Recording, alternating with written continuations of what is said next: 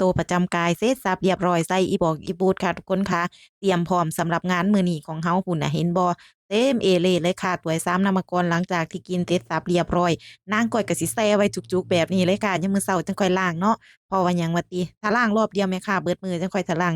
เทื่อเดียวคันแม่นว่าล้างถ้วยเบิดมื้อนี่บ่ได้เฮ็ดอิหยังพี่น้องเอ้ยบาดที่นี่สิมาเว้าเรื่องผัวสู่ฟังแม่นบ่หลังจากที่นางก้อยโพสต์ไปว่าเพิ่นเหงานั่นนะเพิ่นบ่ได้เฮ็ดเวียกเฮ็ดการเฮ็ดงานเมื่อวานนี้เนาะ บาดที่นี่มื้อนี้มีผู้จ้างงานแล้วพี่น้องเอ้ยเป็นงานรีโนเวตบ้านเนาะอยู่ที่อำเภอโพนบอกเลยว่าดีใจบักคักพี่น้องตื่นขึ้นมาตั้งแต่6โมงมาบอกเมียนึ่งข้าวจัดแต่งแบ่งบ่ายแนวอยากแนวกินให้เมียว่าสิทอดไข่ให้ดีจิแรกเพิ่นบอกว่าบ่เฒ่าบ่ทอดก็ได้ดอกสิไปหาซื้อปิ้ง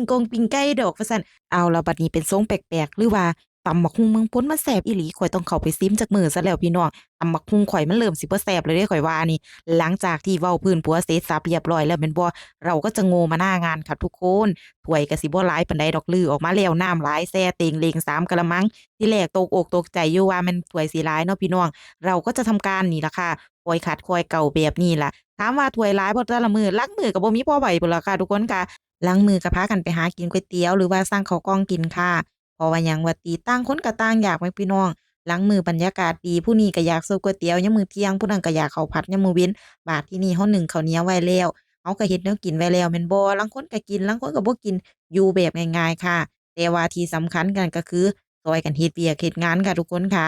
บรรยากาศการล้างถ้วยมื้อนี้ลมโว้ยๆบรรยากาศหน้าหนาวเริ่มสิเข้ามาแล้วผู้ลางคนเพิ่นก็ได้ตากคงตากข้าวแล้วค่ะตามถนนหนทางยามนางก้อยเข้าบ้านเนาะค่ะทุกคนบาดที่นี่แม่นบ่อีแม่ก็ไปใส่หลุมก็ได้อยู่เดะพี่น้อง ได้ปลาหยังแล้วว่าติปลาดุกนางก้อยก็สิเอามาหมกใส่ผักขี้ตูนแหมหอมๆจ้ำกับข้าวเหนียวบอกเลยว่าแซ่บบักคักค่ะทุกคนค่ะเป็นหยังนางก้อยค่อยได้มาล้างถ้วยคนงานไปไสแล้วว่าติหลายคนก็สิสงสัยแม่นบ่ตั้งแต่หลายมื้อแล้วล่ะค่ะนางก้อยบ่ได้ตัดลงจักเทื่อบัดนี้คันสิถิ้มคลิปไปก็เสียดายเลยเอามาตัดลงค่ะคนงานเพิ่นก็มาอยู่แต่ว่าอันนี้สิเป็นคลิปดองเด้อค่ะ